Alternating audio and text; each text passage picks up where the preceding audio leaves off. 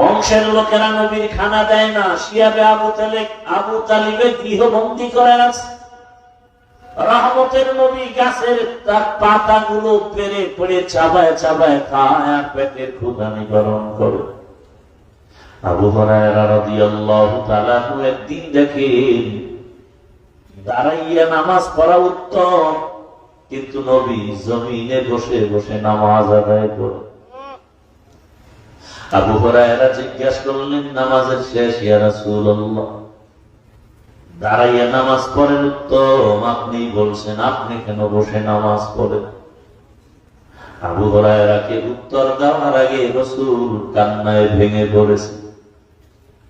মায়ার নবী চোখের পানি ছেড়ে কাঁদেন আর বলেন, আবু হুরায়রা, আমি এমনি বসে নামাজ পড়ি না, ক্ষুধার কষ্টে আমি বসে বসে নামাজ পড়তেছি।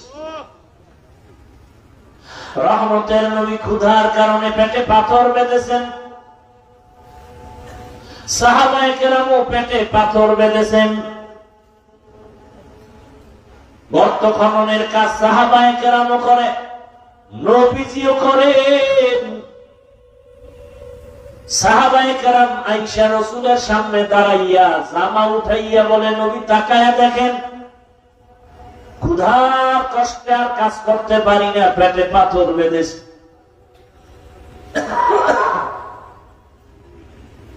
ইয়া রাসূলুল্লাহ, আমাদের রুখসত দেন, ছুটি দেন।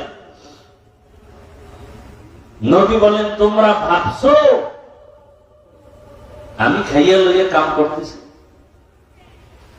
নবীজি কেমন সরল, কোন প্যাচ নাই। নবীজিও জামাটা উঠাইয়া সাহাবাদেরকে বলে, তাকায় দেখো, তোমরা ক্ষুধার কষ্টে পাথর বাঁচছো একটা, আর মুহাম্মদ ক্ষুধার কষ্টে পাথর বেঁধেছি পেটে দুইটা। পাশে এক সাহাবীর বাড়ি। এই অবস্থা দেখে নবীও কাঁদেন, সাহাবায়ে কেরামেরও কান্না। ওই সাহাবী দৌড়াইয়া গেছেন ঘরের ভেতরে, জাবের রাদিয়াল্লাহু তাআলা। গিয়া বিবিরে আসতে কয়, ঘরে খাওয়ান দাওয়ান আছে কিছু? কল কেন? বলে, রাসূলের চোখে পানি। সাহাবায়ে কেরামদের চোখে পানি। এই হারামখোরেরা, একটা চায়ের দোকান দিতে গেলে লোন উঠান লাগে। স্বয়ং রাসূল পেটে পাথর বেঁধে কান্না করেন। সাহাবায়ে কেরামের কান্নার আওয়াজ। সাহাবী ঘরে গিয়ে কয়, বিবি কোন খানা আছে কিনা বলো। রহমতের নবীকে দাওয়াত দিয়ে একটু মেহমানদারি করানোর এই সুযোগটা হারাইলে হবে না। বিবি কয়, 2 থেকে 3 জন লোক খেতে পারবে মতো আটা আছে, রুটি বানানো যাবে। আর একটা বকরির ছোট বাচ্চা 2-3 জন খেতে পারবে। সাহাবী খুশি মনে দৌড় দিলেন। দৌড়াইয়া রাসূলের কাছে আইসা ডাক দিয়া বলেন, ইয়া রাসূলুল্লাহ, আস্তে আস্তে কর, যদি আপনি আমার ঘরের মেহমান হতেন আমি কৃতজ্ঞতা প্রকাশ করতাম। আপনার সাথে 2-1 জন, আর কাউকে নেওয়া যাবে না, 2-3 জনের বেশি খানা নাই। এই কথা শুই না রহমতের নবী আওয়াজ দিয়ে বলে, ও সাহাবায়ে কেরাম, শত শত সাহাবায়ে কেরাম বলে, আজকে আমগো জাবের দাওয়াত দিয়েছে, চলো আমরা সবাই তার ঘরে মেহমান হব। 2-3 জনের বেশি খানা নাই। নবীজির কাছে আসতে বললেন। নবী সজোরে আওয়াজ দিয়া সবাইকে দাওয়াত দিলেন। সাহাবী পেরেশান হয়ে গেছে, 2-3 জনের খানা, রাসূল সবাইকে দাওয়াত দিছে, আমি তো লজ্জায় পড়ে যাব, দৌড় দিছে বাসায়। গাছের পাখিরাও ঘুমায়, জঙ্গলের পশুরাও ঘুমায়, নদীর মাছ ঘুমায়, মানুষেরাও ঘুমায়। এই সময় যদি বান্দা উঠা ওযু বানাইয়া একটা সিজদায় গিয়া কও, রব্বি গফিরলি, ও রব আমারে মাফ করে দাও, তুই 70 বছর পর্যন্ত গুনাহ করছো, আমার কাছে যদি এক ফোঁটা চোখের পানি ছেড়ে ক্ষমা চাও, আমি 1 সেকেন্ডে তোর 70 বছরের গুনাহ মাফ করে দিব। আতিনা ফি দারে দুনিয়া না হাসাব, আতিনা ফি দারে উকবা না হাসান, ইয়া গিয়াসাল মুস্তাগীসিন ইহদিনা লিফতিখারা বিল উলুমে ওয়াল গিনা।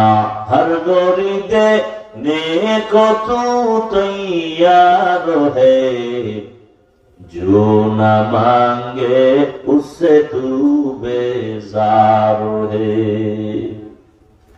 ও আমার যুবক বাবারা, তোমার মতো যুবক মাদ্রাসায় জীবনে পড়ে নাই, জেনারেল লাইনে বাংলা ইংরেজি অঙ্ক পড়িয়াও 5 ওয়াক্ত নামাজ পড়ে এমন যুবক কি নাই? স্কুলে পড়ে, কলেজে পড়ে, 5 ওয়াক্ত নামাজি অভাব নাই। বলো তুমি পারো না কেন? তোমার মতো জেনারেল লাইনের যুবক র‍্যাব, আর্মি, পুলিশ, বিডিআর এর চাকরি করে দাড়িওয়ালা 5 ওয়াক্ত নামাজি আসেনি। তোমার নিজের বিবেকের কাছে জিজ্ঞাসা করো, তোমার কপাল কেন খারাপ? তুমি কেন পারো না? ও যুবক, রাস্তায় গাড়ি চালায় ড্রাইভার, 5 ওয়াক্ত নামাজ পড়ে এমন ড্রাইভার নাই। তুমি কেন ড্রাইভারি করার অজুহাতে নামাজ পড়তে পারো না? কপাল পোড়া। ও ব্যবসায়ী বাবারা, আপনাদের মতো ব্যবসায়ীদের মাঝে কি নামাজি নাই? আপনি ব্যবসার ওজোর দিয়ে কেন নামাজ পড়েন না? কপাল পড়ে গেল। ও চাকরিজীবী বাবারা, আপনাদের মতো কত চাকরিজীবী নামাজ পড়ে চাকরি করে, আপনি পারেন না কেন? কপাল বুঝি খারাপ? এখনো সময় আছে, তওবা করে নাও। পর্দার আড়ালের মা বোনেরা, আপনার মতো কত মা কত বোন এই এলাকায় আছে, এই এলাকায় 5 ওয়াক্ত নামাজ পড়ে পর্দা করে নাই। আরে আম্মা জান, আপনি কেন বেপর্দায় মার্কেটে ঘুরেন, মোবাইলে সময় নষ্ট করেন, স্বামীর মাল খেয়ানত করেন? আপনি কেন 5 ওয়াক্ত নামাজ পড়তে পারেন না, পর্দায় থাকতে পারেন না? কারণ কি? অথচ আপনার মতোই তো নারী। ফেরাউনের বিবির নাম কি? আসিয়া। এত বড় বেঈমান ফেরাউনের ঘরে থাইকাও আসিয়া জান্নাতি হইয়া কবরে গেছে। রহমতের নবী বলেন, কিয়ামতের ময়দানে জান্নাতের মধ্যে আমি মুহাম্মদের সাথে আসিয়ার সাথে বিবাহ হবে। সুবহানাল্লাহ। ওগো নবীর উম্মতেরা,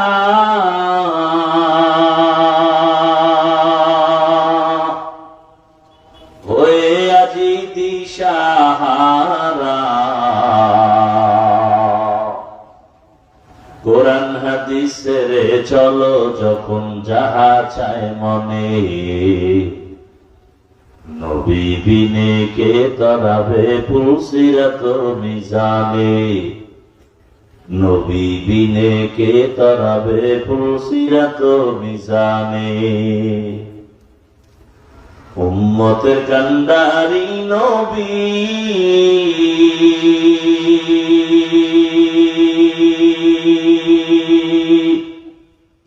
কাঁদছেন উম্মতের লাগে,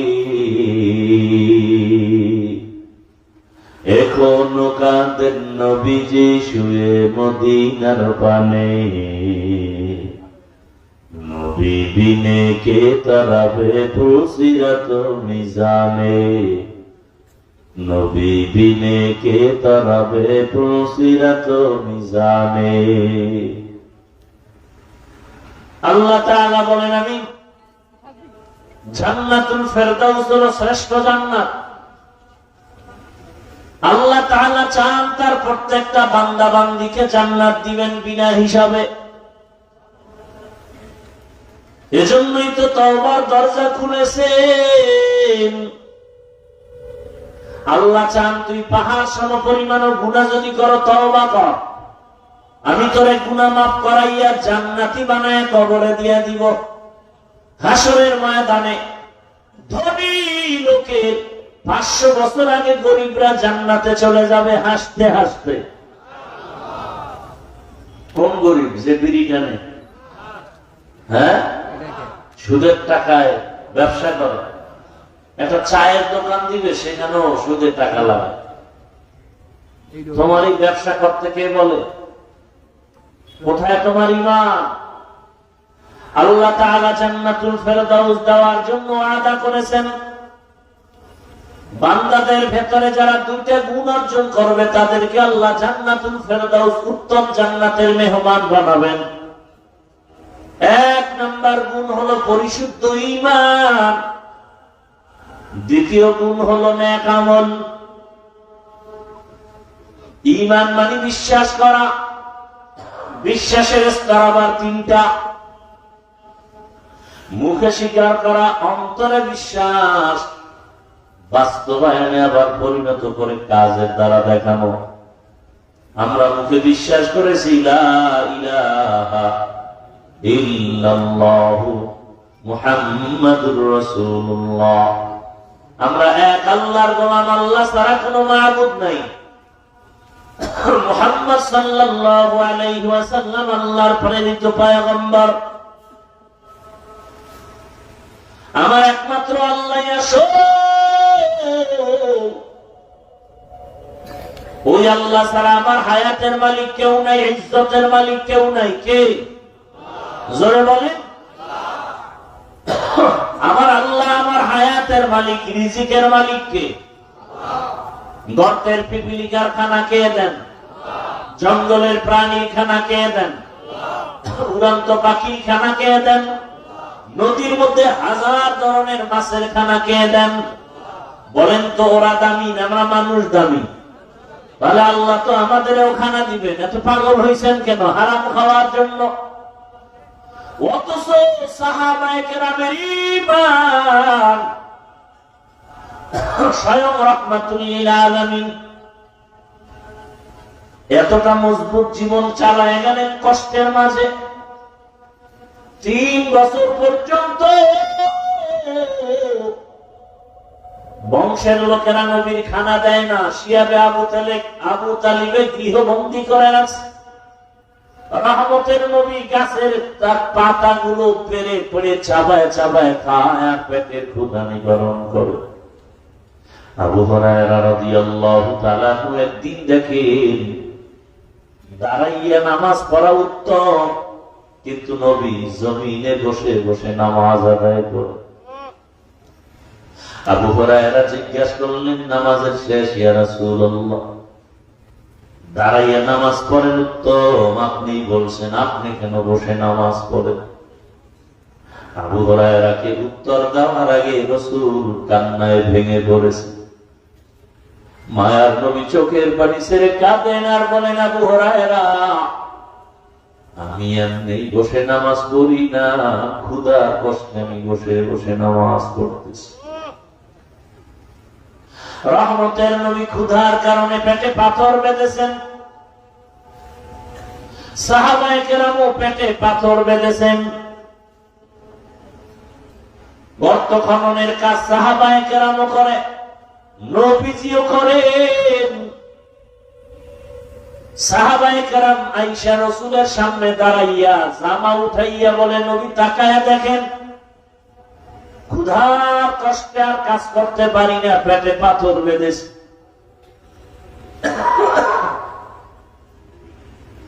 ইয়া রাসূলুল্লাহ, আমাদের রুখসত দেন, ছুটি দেন। নবী বলেন, তোমরা ভাবছো আমি খাইয়া লইয়া কাম করতেছি? নবীজি কেমন সরল, কোন প্যাচ নাই। নবীজিও জামাটা উঠাইয়া সাহাবাদেরকে বলে, তাকায় দেখো, তোমরা ক্ষুধার কষ্টে পাথর বাঁচছো একটা, আর মুহাম্মদ ক্ষুধার কষ্টে পাথর বেঁধেছি পেটে 2টা। পাশে এক সাহাবীর বাড়ি। এই অবস্থা দেখে নবীও কাঁদেন, সাহাবায়ে কেরামেরও কান্না। ওই সাহাবী দৌড়িয়ে গেছেন ঘরের ভেতরে, জাবের রাদিয়াল্লাহু তাআলা। গিয়া বিবির আসতে কয়, ঘরে খাওয়ান দাওয়ান আছে কিছু? কল কেন? বলে রাসূলের চোখে পানি। সাহাবায়ে কেরামদের চোখে পানি। এই হারামখোরেরা, একটা চায়ের দোকান দিতে গেলে লোন উঠান লাগে। স্বয়ং রাসূল পেটে পাথর বেঁধে কান্না করেন। সাহাবায়ে কেরামের কান্নার আওয়াজ। সাহাবী ঘরে গিয়ে কয়, বিবি কোন খানা আছে কিনা বলো। রহমতের নবীকে দাওয়াত দিয়ে একটু মেহমানদারি করানোর এই সুযোগটা হারাইলে হবে না। বিবি কয়, 2 থেকে 3 জন লোক খেতে পারবে মতো আটা আছে, রুটি বানানো যাবে।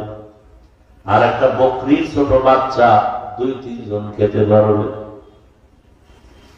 সাহাবী খুশি মনে দৌড় দিলেন। দৌড়াইয়া রাসূলের কাছে আইসা ডাক দিয়া বলেন, ইয়া রাসূলুল্লাহ, আস্তে আস্তে কর, যদি আপনি আমার ঘরের মেহমান হতেন আমি কৃতজ্ঞতা প্রকাশ করতাম। আপনার সাথে 2-1 জন, আর কাউকে নেওয়া যাবে না, 2-3 জনের বেশি খানা নাই। এই কথা শুই না রহমতের নবী আওয়াজ দিয়ে বলে, ও সাহাবায়ে কেরাম, শত শত সাহাবায়ে কেরাম বলে, আজকে আমগো জাবের দাওয়াত দিয়েছে, চলো আমরা সবাই তার ঘরে মেহমান হব। 2-3 জনের বেশি খানা নাই। নবীজির কাছে আসতে বললেন। নবী সজোরে আওয়াজ দিয়া সবাইকে দাওয়াত দিলেন। সাহাবী পেরেশান হয়ে গেছে, 2-3 জনের খানা, রাসূল সবাইকে দাওয়াত দিছে, আমি তো লজ্জায় পড়ে যাব, দৌড় দিছে বাসায়। বিবি আমার, রাসূল তো সবাইকে দাওয়াত দিয়েছে, তুমি বলেছো 2-3 জনের বেশি খানা নাই। বিবিও তো ডানা কাটা বলি নাকি? সাহাবী যেমন ত্যাগী, আল্লাহ তাদেরকে স্ত্রী দিচ্ছেন তেমন ত্যাগী। দেখেন না কোরবানির ঘটনা শুনেন নাই? যে একটা শিশু বাচ্চা নিয়ে মা হাজেরা জঙ্গলে একা, কোন মানুষ নাই, পানি নাই, খানা নাই, পশু নাই। এটা এতটুকু ত্যাগ যদি মা হাজেরা না করতেন, তাহলে ইব্রাহিম নবী পরীক্ষায় পাস করতে পারতেন? এজন্য স্বামী স্ত্রীর এক মন না হলে ওই বাগানে ফুল ফুটে না।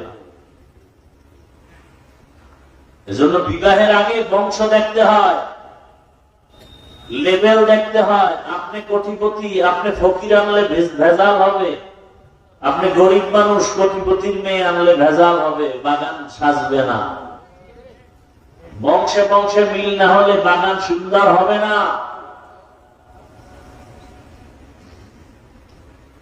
সাহাবী পেরেশান হওয়া মাত্র বিবি কি সুন্দর উত্তর দিয়া কয়, ও স্বামী আমার, সমস্ত সাহাবায়ে কেরামদেরকে দাওয়াত দিবেন কার জবানে? জাবের রাদিয়াল্লাহু তাআলা বলেন, রহমতের নবীর পবিত্র জবান। বিবি ডাক দিয়া কয়, স্বামী কোনো টেনশন নাই, রহমতের নবীর জবানের কথা মূল্য দিবেন আমার আল্লাহ। কি বাসায় মেহমান আইলে মন বেজার, স্ত্রীর মন বেজার, কে পাকশাক করবে, কে খাওয়াবে? অথচ হাদিস শরীফে নবী বলেন, মেহমান আসলে খুশি হইও, মেহমান তোমারটা খায় না, তার তকদিরে যা ছিল তাই খায়। মেহমান আসলে বরকত হয় কামাই রুজিতে ঘরে। ইব্রাহিম আলাইহিস সালাম তো মেহমান ছাড়া খাইতেন না, রাস্তায় যে দাঁড়ায় থাকতেন, আজকে কারে পাই মেহমান খানার জন্য? একজন রাজু পাইয়া গেছে, বুড়া, ঘরে নিয়ে গেছেন, আসেন মেহমান হন আমার ঘরে গেছে, খানা দিয়া দিছে, খানা জিগা আপনি কোথায় যাবেন? অমুক জায়গায়। কেন? আমার ধর্মের পূজা আছে। আপনি বিধর্মী বলে? মূর্তি পূজারি, অগ্নি পূজারি। ইব্রাহিমকে উঠেন, আমি একজন নবী আর আপনি মূর্তি পূজারি, আমি বিধর্মীকে খানা দিব না? হতে পারে না। খানায় বসাইয়া লোকটাকে উঠাই দিয়েছে। কষ্ট পাইছে না? লোকটা মনের কষ্টে যাইতেছে, আল্লাহ হুকুম পাঠাইয়া দিছে, 70 বছর পর্যন্ত এই বুড়ারে আমি খাওয়াইছি, একদিন তো ভাগাইয়া দেই নেই।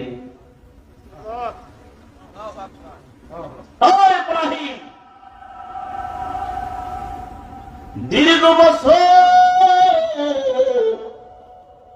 আমার পানি, আমার বাতাস, আমার সূর্যের আলো, আমার চাঁদের আলো, আমার সব নিয়ামত দিলাম, কোনদিন খানার থেকে উঠায় দেই নাই। তুমি আমার বান্দাটাকে কেন উঠাইছো? ইব্রাহিম নবী এবার তোরায় মেহমানের পেছনে বেয়াদবি হয়ে গেছে। সমস্যা কোন? সমস্যা হাসল না?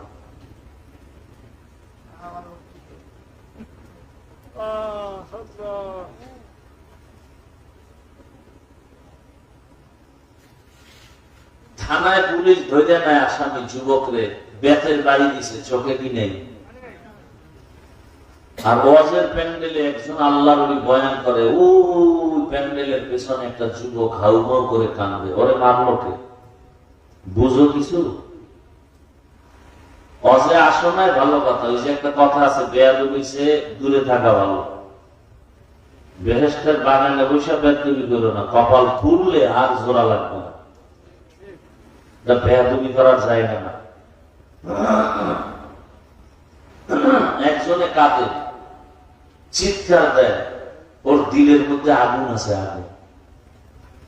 তোমার ভাবা উচিত, তোমার চোখে পানি আসে না কেন? ইব্রাহিম আলাইহিস সালাম দৌড়ায় যাই পাইছে, ও মুরব্বী, বেয়াদবি মাফ করেন, আসেন আসেন, আপনার সাথে বেয়াদবি হয়ে গেছে। আসবে না, দৌড়ে দৌড়ে নিয়ে আসে। এবারকার কারণ কি? বলে আমার আল্লাহ রাগ করছে। তাই তোমার আল্লাহ এত দয়াময়? বলে তাহলে খাওয়ার আগে আমার কালেমা পড়ো। বয়ান লাগছে, আর আমরা পাও ধরে ধরে বয়ান করি, আর পরবে আসে গল্প করে, মোবাইল নিয়ে ব্যস্ত, কপাল করা। পাও ধরে ধরে বয়ান করি। এই যে যুক্তিগুলো দিলাম, যে তোমার মতো যুবক জেনারেল লাইনে পড়ুয়া, জীবনে মাদ্রাসায় যায় না, রাস্তায় গাড়ি চালায়, নামাজ পড়ে, তোমার কপাল পুরলো কেন? তুমি পারো না কেন? আর ওয়াজের দরকার কি? কথা তো একটাই যথেষ্ট। আর ওয়াজ লাগে? তোমার মতো যুবক স্কুলে পড়ে, নামাজ পড়ে, তুমি পারো না কেন? তোমার মতো যুবক র্যাব, আর্মি, পুলিশ, বিডিআর চাকরি করে, নামাজ পড়ে, তুমি পারো না কেন? আর ওয়াজের দরকার কি? একটা ওয়াজই তো যথেষ্ট।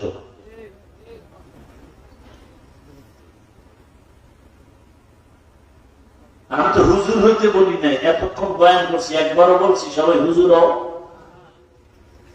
একবারও বলছি তাবলিগে যাও, চরমনায় যাও, পীরের কাছে যাও, তো একবারও বলি। বরং আমি বলি যুবক চাকরি করো, ব্যবসা করো, ডাক্তার হও, প্রফেসর হও, ইঞ্জিনিয়ার হও, ওসি, ডিসি, এসপি হও, এবং ওখানে থেকে তুমি জান্নাতের পথের লাইন খুঁজে নিয়ে নাও। কি চাকরি করলে কি জান্নাতের পথ খোঁজা বাদ করা যায় না? ব্যবসা করতে গিয়ে কি জান্নাতের পথে থাকা যায় না?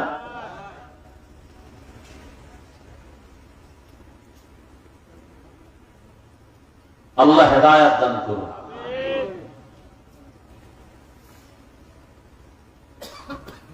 বিবি সান্ত্বনা দিয়া বলে, স্বামী আমার, রহমতের নবী যেহেতু বলছেন সব সাহাবাদের নিয়ে আসবেন, কোন পেরেশানি নাই, রহমতের নবীর জবানের কথার মূল্য দিবেন কে? কয়জনের খানা আছে? সাহাবাদের নিয়ে রাসূল ঘরে হাজির। সাহাবীরা কইছে, যেই পাত্রে বকরি পাকাইবা গোশত, ওটা ঢাকনা দিয়া ঢেকে রাখতে বলবা, আর রুটি একটা পাত্রে রেখে ঢেকে রাখতে বলবা। আমি রাসূল এসে ঢাকনা উঠাবো। নবীজি গেলেন, সাহাবাদেরকে বসাইলেন, বলে এই বকরির পাত্র, রুটির পাত্র নিয়ে আসে। ঢাকনা সহ রাসূলের সামনে হাজির। নবীজি বিসমিল্লাহ বলে ঢাকনা উঠাইয়া রুটি লন, গোশত দেন, সাহাবাদেরকে দিতেছেন। নাও নাও নাও। শত শত সাহাবারা নিতেছে, খাও, পেট ভরে খাও। নবী দিচ্ছেন আর সাহাবারা খাচ্ছেন, দিতেছেন খাইতেছেন, দিতেছেন খাইতেছেন, পেট ভরে শত শত সাহাবারা রুটি আর গোশত খাইলেন। আর রাসূল বললেন, পাত্র দুইটাকে ঢেকে দিলাম, কিছু ভিতরে আছে, যাও ঘরে নিয়ে তোমার বিবি সন্তানদের খেতে বলো। সাহাবী জাবের বলেন, যতটুকু রাসূলের সামনে দিছিলাম, এতগুলো সাহাবারা খাওয়ার পরেও অতটুকুই গোশত রুটি ঘরে আবার ফেরত পেয়েছে। কোথায় সেই রাসূলের উম্মতের তাওয়াক্কুল? আমরা তো সেই রাসূলের শ্রেষ্ঠ উম্মত, আমরা তো মুসা নবীর উম্মতের চেয়ে দামি, আমরা তো ঈসা নবীর উম্মতের চেয়ে শ্রেষ্ঠ। কি যুবক, তোমার মতো যুবক দাড়িওয়ালা নাই? তোমার দাড়ি নাই কেন? তোমার মতো যুবক ঢাকা কলেজে পড়ে, মাথায় পাগড়ি লাগায় পড়ে, বিশাল বড় জামা লাগায় পড়ে, এরকম বড় দাড়ি তুমি পারো না কেন? অবশ্যই তোমার কপালে কারো বদদোয়া লাগছে, তোমার কপাল ঘুরে গেছে। এখনো সময় আছে তওবা করো, এখনো সময় আছে তওবা করো। মনে মনে শুধু আল্লাহকে বলো, জোরে না, আস্তে আস্তে। হেদায়ার মালিক আমার মতো যুবক স্কুল কলেজে পড়িয়াও যদি চাকরি করে, নামাজ পড়ে, আমি কেন পারি না? আমার কপাল বড় খারাপ। ও আল্লাহ, শয়তানের ধোকায় পড়েছিলাম। মনে চাইছে দাড়ি কাটবো, কেটে ফেলেছি, কারো বাধা মানি নাই। মনে চাইছে পার্কে যাবো, দৌড়ায় গেছি, কারো বাধা মানি নাই। মনে চাইছে বেপরদা আড্ডা দিব, দিয়েছি, কারো বাধা মানি নাই।